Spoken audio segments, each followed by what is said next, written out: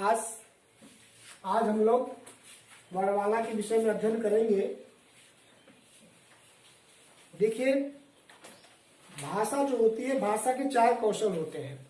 भाषा के चार कौशल होते हैं: सुनना, बोलना, पढ़ना और लिखना।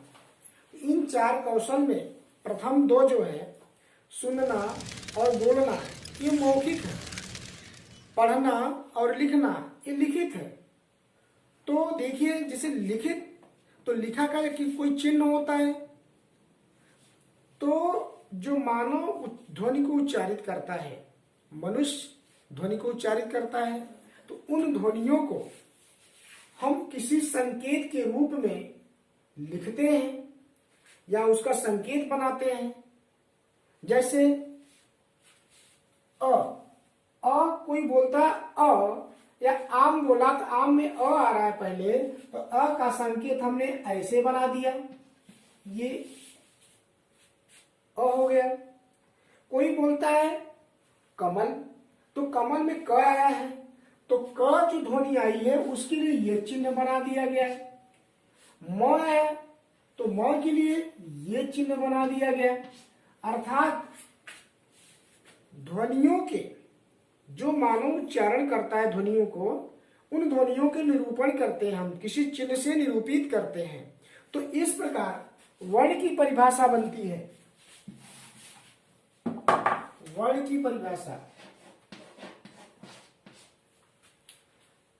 की परिभाषा बनती है कि मानव द्वारा उच्चारित ध्वनि के लिप चिन्ह को वर्ण कहते हैं। ध्वनि के लिप चिन्ह को वर्ण कहते हैं। ठीक है, वर्ण आप इसको नोट भी कर सकते हैं कि मानव द्वारा उच्चारित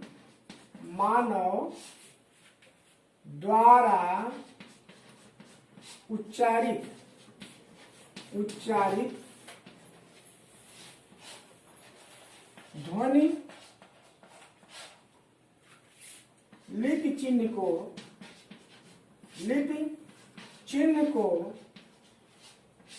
को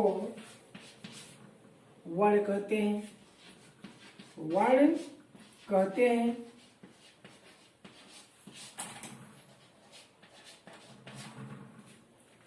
अब हम जानेंगे कि वर्ण क्या है। कुछ किताबों में ऐसा भी लिखा है कि भाषा के सबसे छोटी इकाई को वर्ण कहते हैं। यह भी आसान है, भाषा के सबसे छोटी इकाई को वर्ण कहते हैं। अब दूसरा टॉपिक आता है कि वर्णमाला किसे कहते हैं। वर्णमाला, देखिए, जब हम समझ गए वर्ण, तो वर्ण से वर्णमाला बना है। माला आप जानते होंगे, माला जैसे पुष्पों का समूह होता है, वैसे वर्णमाला भी वर्णों का समूह है। लेकिन वर्णों का समूह जो है वो मनमाना समूह नहीं है, उसका एक व्यवस्थित क्रम है, एक निश्चित क्रम है। वर्णमाला वर्णों का एक निश्चित क्रम है या एक निश्चित समूह है। तो इस प्रकार वर्णमाला की परिभाषा होती है कि वर्णमाला वर्णों के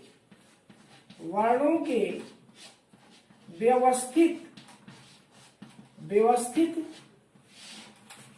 क्रम को वर्णमाला कहते हैं। वर्णमाला कहते हैं। देखिए, आप इस परिभाषा को, वर्णमाला की परिभाषा को, वर्णों के व्यवस्थित क्रम को वर्णमाला कहते हैं। इसको आप नोट डाउन कर सकते हैं, आप इसको लिख सकते हैं याद के लिए, मेमोरी के लिए। ठीक है, अब बात आगे आती है कि वर्ण कितने प्रकार के होते हैं। वर्णों के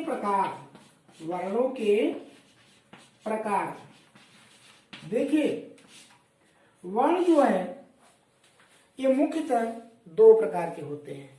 कितने प्रकार के होते हैं? दो प्रकार के होते हैं। एक होता है स्वर और दूसरा होता है व्यंजन। है। ठीक, अब हम क्रम से पहले स्वर के विषय में अध्ययन करेंगे, फिर उसके बाद व्यंजन के विषय में अध्ययन करेंगे। तो इसको हम साफ करते हैं। आपको अगर लिखना है तो इसको नोट डाउन कर सकते हैं। वीडियो को रोक करके आप नोट डाउन कर सकते हैं।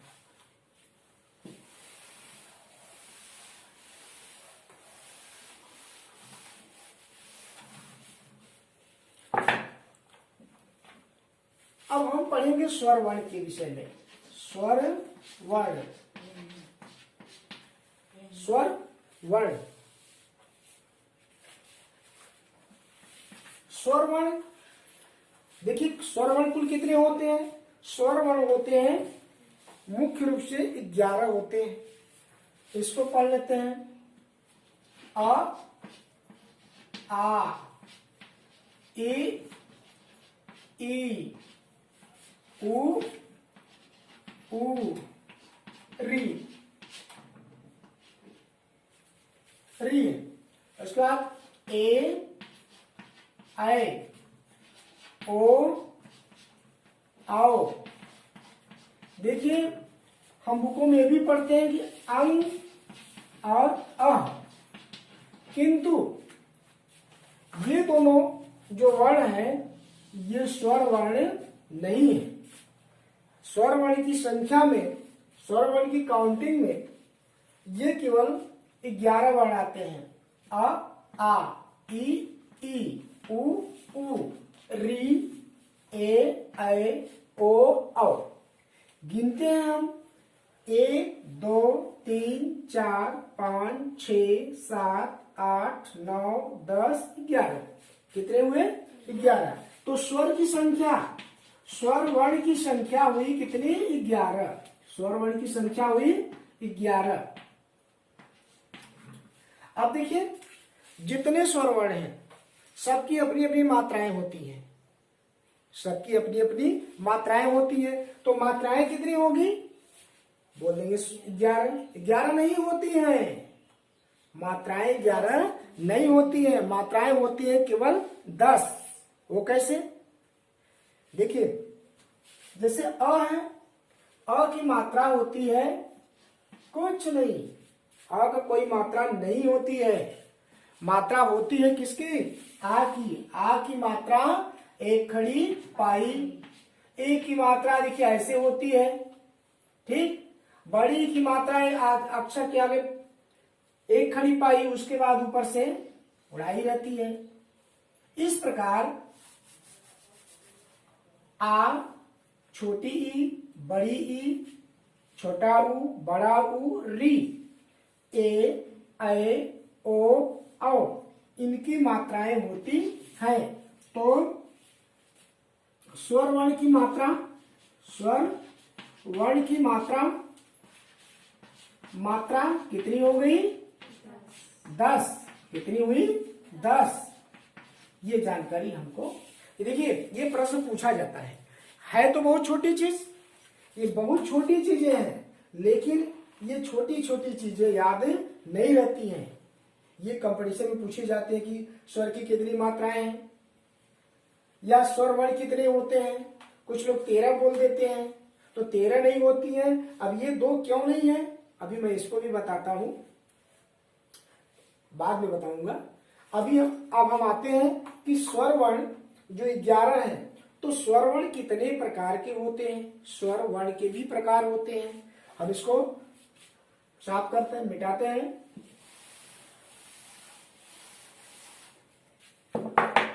अब देखिए स्वर वर्ण के प्रकार, प्रकार जो है ये भी होते हैं 3।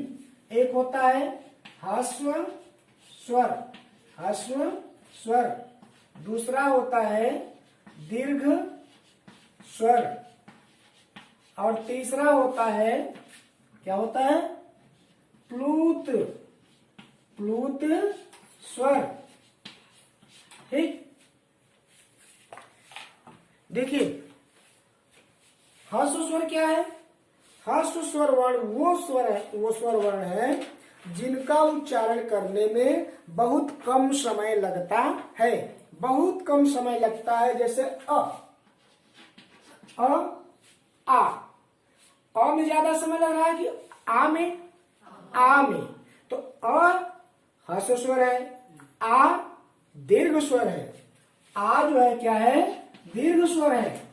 ऐसे ही ई ई ई ई, तो ई में कम समय लगा इसलिए ये ह्रस्व स्वर है, और ई जो ईख वाली ई है उसमें ज्यादा समय लगता है इसलिए वो क्या हुई? दीर्घ स्वर वर्ण हुआ, दीर्घ स्वर हुआ, दीर्घ स्वर वर्ण। इस उसी प्रकार उ उ उ और उ ह्रस्व स्वर है, उ उ, तो इसमें उ में कम समय लग रहा है तो ह्रस्व स्वर उ दीर्घ स्वर हो गया। तो इस प्रकार हम समझ गए स्वर में जो है ह्रस्व स्वर जिसमें बोलने उच्चारण करने में अल्प समय लगता है वह ह्रस्व स्वर है, जिसका उच्चारण करने में अधिक समय लगता है वह दीर्घ स्वर वर्ण है। और देखिए तीसरा जो प्लुत स्वर है, ह्रस्व और दीर्घ की अपेक्षा वे स्वर वर्ण जिनका उच्चारण करने में ह्रस्व और दीर्घ स्वर वर्ण की अपेक्षा अधिक समय लगता है वह होते हैं प्लुत स्वर। इसको इस प्रकार निरूपित करते हैं, जैसे लिखते हैं ओम। क्या लिखते हैं? ओम। ओम जैसे उच्चारण नहीं होता ओम, तो ओम ऐसे लिखा जाता है। ओम आपको ऐसे भी लिखा हुआ मिल जाता है, ठीक। इसका उच्चारण होता ओम ना। और जैसे राम, राम, तो ये जो ये वर्ण जो है ये प्लुत वर्ण है, प्लुत स्वर वर्ण है। कैसा वर्ण है? प्लुत स्वर वर्ण। अब हम आते हैं व्यंजन वर्ण। देखिए अभी आपको ये भी बताएंगे हम कैसे 52 वर्ण हो जाते हैं। प्लुत वर्ण का स्वर वर्ण कितने हैं, व्यंजन कितने हैं। अब हम व्यंजन पर आते हैं पहले। हाँ, एक चीज और छूटा हुआ है, जैसे अंग अ, दो वर्ण छूटे थे, अंग और अ, अंग और अ। देखिए आप इसको समझ लीजिए कि इसका नाम है आयोग वाह। इसको क्या कहते हैं? आयोग वाह कहते हैं, आयोग वाह। अब देखिए इसको आयोग वाह क्यों कहते हैं? इसका जब हम उच्चारण करते हैं तो इसमें व्यंजन भी आता है। देख रहे हो अ है, अ कौन सा वर्ण है? स्वर वर्ण है। यहां भी अ है, कैसा वर्ण है? स्वर वर्ण है। लेकिन जब हम उच्चारण करते हैं कहते हैं अंग। क्या कहते हैं? अंग। अनुनासिक होता है, जिसे न का आता है ना, जिसमें व्यंजन भी वर्ण आ गया, व्यंजन आया नहीं है। और यहाँ अ और ह भी आ जाता है, अ है लेकिन ह भी आ जा रहा है उच्चारण करते समय। तो ये इसका उच्चारण जो करते हैं हम लोग तो व्यंजन भी मिल जाता है इसमें। तो ये न तो स्वर में आता है और न तो व्यंजन में आता है, न स्वर है और न व्यंजन है, लेकिन इसका अर्थ निकलता है, कोई न कोई अर्थ लेकर यह आता है। इसलिए इसका नाम क्या है? आयोग वाह। आयोग वाह। तो ये दो वर्ण क्या है? आयोग वाह है, ठीक है। अब आगे हम चलते हैं व्यंजन। व्यंजन व्यंजन देखिए व्यंजन कितने प्रकार के होते हैं। हम व्यंजन प्रकार इसी में बता देते हैं, आपको दिखाते हैं कि एक होता है स्पर्श व्यंजन। कौन सा व्यंजन? स्पर्श व्यंजन। स्पर्श व्यंजन क से लेकर के म तक होता है, क से लेकर के म तक होता है, ठीक है। इतना तो समझ में आएगा। अब कैसे होता है मैं ये भी बता रहा हूं। जैसे क, ख, ग,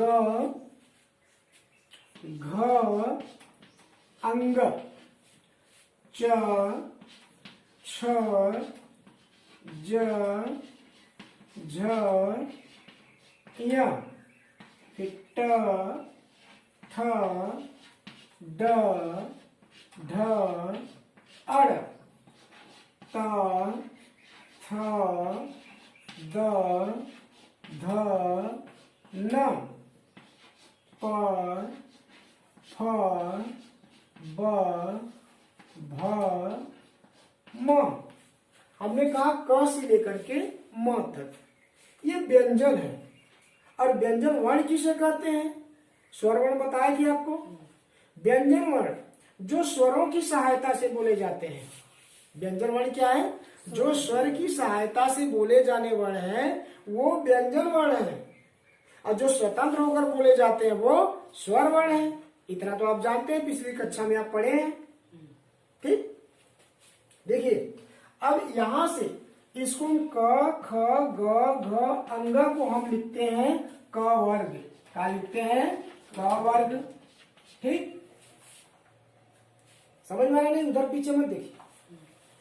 क, ख, ग, घ, अंग को हम लिखते हैं क वर्ग। च, छ, ज, झ, य को हम लिखते हैं च वर्ग, च वर्ग। ट, ठ, ड, ढ, अड़ को लिखते हैं ट वर्ग। और इसी प्रकार त, थ, द, ध, न को लिखते हैं ट वर्ग। और प, फ, ब, भ, म को हम लिखते हैं प वर्ग, प वर्ग। इतना समझ में आ गया। अब देखिए इसको हम कहते हैं, सबको मिलाकर इनको कहते हैं स्पर्श व्यंजन। क्या कहते हैं? स्पर्श व्यंजन। अब भाई स्पर्श व्यंजन क्यों कहते हैं इनको? देखिए इनका उच्चारण करने के लिए जब हम ध्वनि उच्चारण इन वर्णों का उच्चारण करते हैं तो हमारी जीभ कहीं न कहीं स्पर्श करती है। जीभ मुख के अंदर स्पर्श करती है, दूसरे अंग को स्पर्श करती है, जिसे क का उच्चारण जब हम करते हैं, किसका उच्चारण करते हैं? क का। तो क का हमारा जो है उच्चारण स्थान है कंठ का, है कंठ। जैसे अगर हम यहाँ जैसे गला बना देते हैं, यहाँ मुंह से मुंह है, ठीक है, और यहाँ इस तरीके से अगर हो जाए, ठीक है, देखिए तो ये क, ख, ग, घ, अंग, ये क वर्ग जो है कंठ से बोला जाता है। कहाँ से बोला जाता है? कंठ से। वहां से यहाँ कंठ पर जो है दबाव पड़ता है, इसलिए हम इसको बोलते हैं कंठ वर्ण। ठीक है, और जो च, छ, ज, देखिए कंठ यहाँ होता है, कंठ यहाँ होता है। ठीक, और जो च, छ, ज, झ, य, च, छ, ज, झ, य, ये जो हम बोलते हैं इसको कहाँ से बोलते हैं? तालु से बोलते हैं। कहाँ से बोलते हैं? तालु से। इसलिए इसको हम कहते हैं तालव्य व्यंजन। क्या कहते हैं? तालव्य, तालव्य। ठीक है, और ये क्या था? कंठ्य, कंठ्य। ठीक, ये तालव्य हो गया। तालु होता कहाँ है? तालु कंठ के ऊपर, यहाँ तालु होता है। जैसे बोल कर देखिए च, छ, ज, झ, य। तो च, छ, ज, झ बोल रहे हैं, जीभ कहाँ टच कर रही है? ऊपर।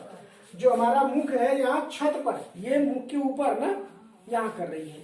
ठीक है, उसके बाद ट, ठ, ड, ढ, अड़। ट वर्ग जो है, तो हम जब ट, ठ का उच्चारण करते हैं, यहाँ जीभ कहाँ स्पर्श करती है? ये मूर्धा में करती है। कहाँ करती है? मूर्धा में करती है। मूर्धा कहाँ है? तालु से आगे यहाँ है। उच्चारण करके देख लीजिए, ट, ठ, ड, ढ, अड़। एक बार च, छ का भी उच्चारण करके देख लीजिए, च, छ, ज, झ, य।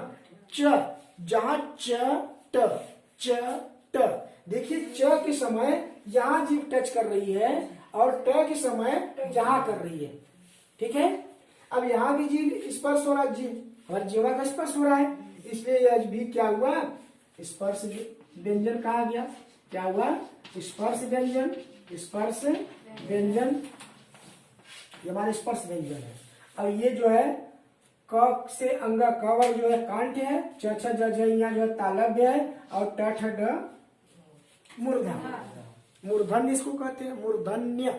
मूर्धा को स्पर्श करता है इसलिए इसको बोलते हैं मूर्धन्य। ठीक है, अब इसके बाद त वर्ग पे आइए। त वर्ग उच्चारण करके देखिए, त वर्ग जो है दांत को टच करता है। किसको टच करता है? दांत को करता है। इसको इसलिए इसको बोलते हैं क्या? दंत। क्या बोलते हैं? दंत वर्ण। ये भी दांत को स्पर्श करता है। त थ द ध न। इसीलिए किसी किसी जब बूढ़े हो जाते हैं और दांत टूट जाता है, बूढ़े होते हैं तो दांत टूट जाता है, तो कहीं वह त थ नहीं कर पाते हैं, उनकी जो जुबान जो है लड़बड़ाने लगती है, सही उच्चारण वो नहीं कर पाते। क्यों नहीं कर पाते हैं? क्योंकि दांत उनका टूट गया रहता है। उसके बाद देखिए अब आया आपका प। प वर्ग में देखिए, प वर्ग जो है ये स्पर्श करता है होठों को। क्या किसको स्पर्श करता है? होठों को। तो इसको क्या करते हैं? ओष्ठ। ओष्ठ ओष्ठ वर्ण।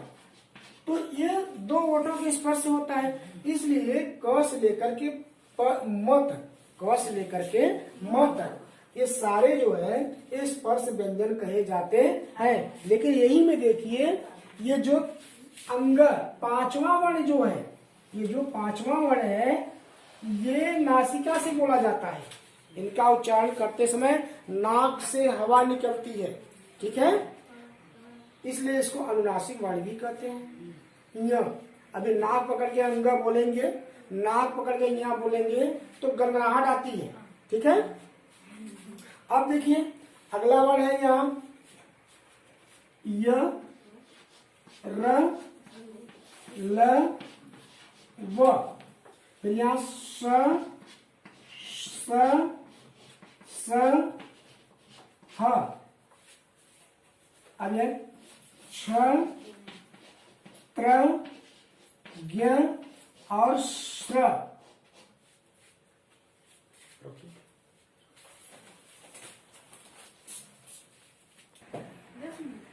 देखिए अभी हमने आपको बताया कि जो कवर की जो पांचवें वर्ण है वो नासिका से बोले जाते हैं, ठीक है, इसलिए इनको अनुनासिक भी बोलते हैं। अब देखिए इसमें से कुछ चीजों को हम साफ करके बताएंगे, लेकिन पहले हम ये बताते हैं कि म तक तो हो गया स्पर्श व्यंजन। अब यहाँ य र ल व, य र ल व एक कैसे व्यंजन है, इनका नाम है अंतस्थ व्यंजन। क्या नाम है? अंतस्थ। अंत अंत स्थ अंतस्थ व्यंजन। अब देखिए अंतस्थ व्यंजन क्या चीज है ये जानना है कि अंतस्थ व्यंजन किसे कहते हैं। वे व्यंजन जो स्वर और वर्ण, स्वर और व्यंजन वर्णों के बीच के स्थान के होते हैं, अर्थात स्वर वर्ण जहां से बोले जाते हैं, व्यंजन वर्ण जहां से बोले जाते हैं, उनके बीच के उच्चारण स्थान उनके बीच का होता है। इनका उच्चारण स्थान अंतस्थ व्यंजन का उच्चारण स्थान कहाँ होता है? स्वर वर्ण और व्यंजन वर्ण के बीच में स्थित होता है, बीच का स्थान होता है, ठीक है, ये अंतस्थ व्यंजन बोले जाते हैं। इसमें भी देखिए ये जो यह है और वह है, यह है और वह है, ये अर्ध स्वर की श्रेणी में आते हैं। कहाँ आते हैं? अर्ध स्वर। यहाँ लिख देते हैं, आप लोग नोट कर लीजिएगा, अपनी कॉपी में बुक में नोट कर लीजिएगा। इसको बोलते हैं अर्ध स्वर। जैसे आ जाता है परीक्षा में कि निम्नलिखित में से कौन सा वर्ण अर्ध स्वर वर्ण है, तो कौन सा है? य और व, य और व, ठीक है। इसमें से आप देखिए दो वर्ण बचते हैं, र और ल, र और ल। इसमें र जो है, र ये कैसा वर्ण है? ल जो है इसको बोलते हैं लुंठित वर्ण। क्या बोलते हैं? लुंठित वर्ण। लुंठित वर्ण। लुंठित वर्ण क्यों बोलते हैं? ये रस्सी के तरह भी लपेटता है, जिसे र बोले, र लपेटा रहा है ना, र, ठीक है, तो इसको बोलते हैं लुंठित वर्ण। और जो ल है, ल क्या है? ये दंत मूल है। क्या है? दंत मूल है, ठीक है। कैसा वर्ण है? दंत मूल। या इसको पार्श्व वर्ण भी कहते हैं, पार्श्व वर्ण भी कहते हैं। दिख रहा है? दिख रहा है ना? पार्श्व वर्ण भी कहते हैं। तो अंतस्थ व्यंजन में भी देखिए 3 प्रकार के हो गए। यह और वह कैसे वर्ण है? अर्ध स्वर वर्ण है। र कैसा वर्ण है? लुंठित वर्ण है। और ल कैसा है? दंत मूल या पार्श्व वर्ण। ठीक है। इसके बाद 4 वर्ण और है, स स ह। ये वर्ण जो है ये ऊष्म वर्ण है। कैसे वर्ण है? ऊष्म। उष्मा, उष्मा से उष्म बना है, उष्मा से उष्म बना है, ये उष्म वर्ण है। स श तीनों का उच्चारण स होता है, लेकिन कुछ परिवर्तन रहता है। स और ह, इनका उच्चारण करने में नाक से मुंह से उष्मा निकलती है। क्या निकलती है? उष्मा। इसलिए इन 4 वर्णों को उष्म व्यंजन कहते हैं। ठीक है। अब देखिए नीचे छ, त्र, ज्ञ और एक है स्र। छ, त्र, इसको साफ कर देते हैं। इसको नोट कर लिए आप? हाँ, यहाँ साफ करते हैं।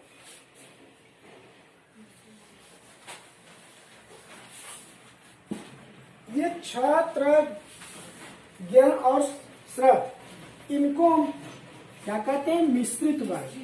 क्या कहते हैं? मिश्रित वर्ण कहते हैं। देखिए छ जो है, छ मिश्रित वर्ण है। मिश्रित वर्ण 2 वर्णों से मिलकर बना है। इसमें कौन कौन से हैं? क और स। क और स मिलकर के छ बना है। त्र में त और र मिलकर बना है। त और र मिलकर बना है। ठीक है। और ज्ञ में ज और य मिला है, ज और य मिला है। और ये स्र में स और र मिलकर बने हैं। ठीक है। अब आप इसको समझ गए मिश्रित वर्ण को। अब ये देखिए 2 वर्ण और आएंगे। ब्लैक बोर्ड में स्थान नहीं है, दिख रहा है? ये दिख रहा है ना? चलिए अब इसको साफ कर दें। यहाँ साफ कर देते हैं। इसको संभवतः समझ गए होंगे आप, उम्मीद है समझ गए होंगे। तो यहाँ हम साफ करते हैं। अभी आपको हम दिखाते हैं गिन करके कि कैसे जो है 52 वर्ण हो जाते हैं। तो अभी सरस समृद्ध। अब देखिए 2 वर्ण ऐसे होते हैं जो दुगुण से संपन्न होते हैं। जैसे ड, अड़, ड डलिया वाला, ड लिखकर नीचे बिंदु लगा रहता, अड़ और अढ़। इसको जो है द्विगुण व्यंजन कहते हैं। क्या कहते हैं? द्विगुण। इस द्विगुण व्यंजन। ठीक है। अब सारे व्यंजन आप समझ गए होंगे। उम्मीद है कि आप सारे समझ गए होंगे और नोट डाउन कर लिए होंगे। ठीक है। अब आपको हम थोड़ा सा बताना चाहते हैं कैसे 52 वर्ण हो जाते हैं। ठीक है। तो यहाँ लिख दे, लिख करके बताते, देख लीजिए आप कि स्वर वर्ण कितने होते हैं। स्वर वर्ण कितने हैं? 11। कितने हैं? 11। ठीक। और स्पर्श व्यंजन जो है, स्पर्श व्यंजन, हम इसको सीधा व्यंजन, इसको हम सीधा व्यंजन लिख सकते हैं। नहीं दिख रहेगा? इसको मिटा दें। हाँ, मिटा दें इसको। चलिए ठीक है, साफ कर देते हैं इसको। साफ करके इधर से लिखते हैं। देखिए आपको बता दें कैसे 52 वर्ण होते हैं। तो यहाँ स्वर वर्ण की संख्या कितनी है? 11। स्वर वर्ण की संख्या 11। व्यंजन कितने हैं? 25। आप इसको स्पर्श व्यंजन कर सकते हैं या सिर्फ व्यंजन भी लिख सकते हैं। व्यंजन कितने हुए? 25। कैसे 25? क ख ग घ अंग, ग वर्ग 5 और च वर्ग 5, ट वर्ग 5, त वर्ग 5, प वर्ग 5। तो 5 25 25 हो जाता है, तो 25 हो गए। ठीक, और देखिए अंतस्थ व्यंजन, अंतस्थ व्यंजन ये कितने हैं? 4 हैं। इसके बाद ऊष्म व्यंजन, ऊष्म व्यंजन ये कितने हैं? 4 हैं। और इसके बाद मिश्रित, मिश्रित व्यंजन, या आप इसको याद करके रखेंगे। मिश्रित व्यंजन संख्या कितनी है? 4 है। कितनी है? 4 है। इसके बाद देखिए आयोगवाह कितने हैं? ये अक्सर प्रतियोगी परीक्षाओं में हमेशा पूछा जाता है, अक्सर पूछा जाता है। आयोगवाह की संख्या कितनी है? 2 है।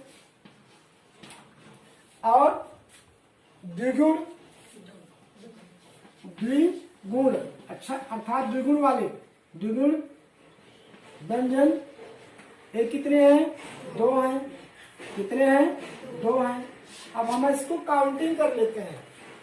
1 5 6 4 10 4 14 4 18 2 20 2 22, 22 के 2 हासिल 2, 1 और 2 3 और 2 हासिल जो है 5। तो कुल कितना हो गया? 5। तो कुल वर्ण कितने हैं? कुल वर्ण, कुल वर्ण। बस आज के लिए इतना ही।